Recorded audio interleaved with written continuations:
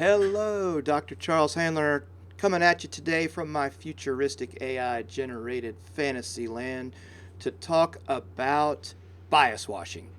What is bias washing? Hang on, I'll tell you. Starts with a story. So I'm in the drugstore the other day, waiting in line, scrolling through my news feed, and I come across an article about something called greenwashing.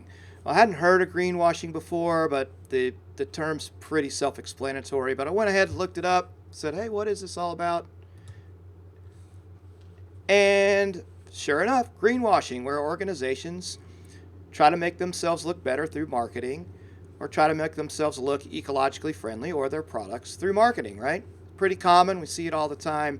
Hard for us to know, but at least in the world of the physical realm, we can figure it out a lot of times. So right now I'm in the middle of updating my vendor database, looking at literally hundreds of vendor websites for predictive hiring tools. And there's so many claims: bias free, we're fair, we're equitable. And of course, a lot of these are probably true. There's a lot of people who are doing a really excellent work in this realm.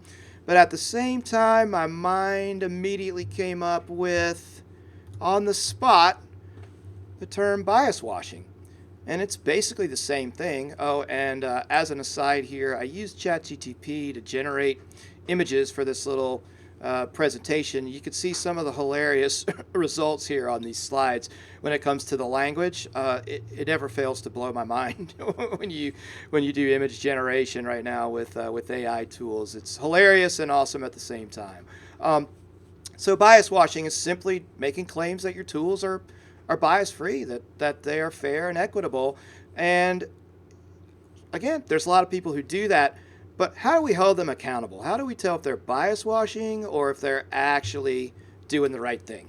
I think there's really two ways to look at this, and they're not mutually exclusive at all. They kind of converge on the same thing, but it starts with surface level evidence, right? This is the stuff that we have been talking about for years, the standards of technical documentation that meets the uniform guidelines, shows how a test was constructed, and statistically shows that there's no adverse impact or issue with fairness, right?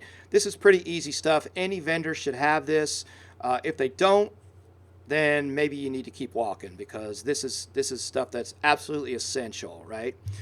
It gets a little harder when we go, or a lot harder actually, when we go under the surface and start looking at, AI based systems where there's been training data. That data has been, manipulated and used and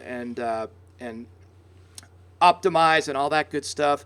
So we've got to start at this level, holding vendors accountable for providing us with really detailed, thorough documentation of how the algorithms were designed and how they were trained and what training data was used, etc.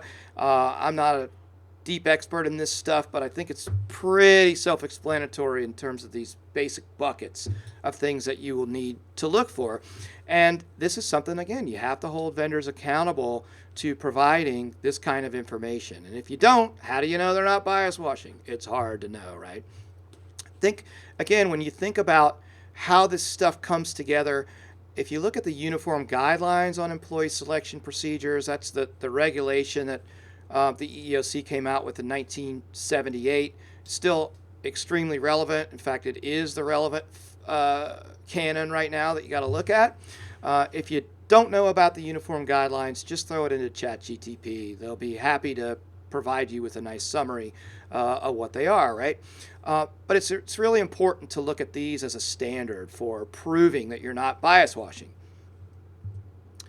And we have the help of legislation, right? And legislation is now increasing as far as things like the European AI Act and California, in the United States, all kinds of regulations coming out, right? That's great, but these things are not keeping up with the crazy, insane pace of AI, evolution. So really, bottom line here, it's up to users of AI tools to create their own standards and hold vendors accountable. Hold them accountable to show they're not bias washing, right? That's what we're talking about, and that's what's critical. And the vendors of these tools need to be doing the same thing. they need to hold themselves accountable. And if you need any kind of advising about fairness, equity of assessment tools and predictive hiring tools, you need to select vendors, you need to evaluate vendors, you need to do strategy. Rocket Hire is here for you. We've been doing it for over 20 years. So, signing off today. I hope you all have an awesome day doing whatever it is you're doing.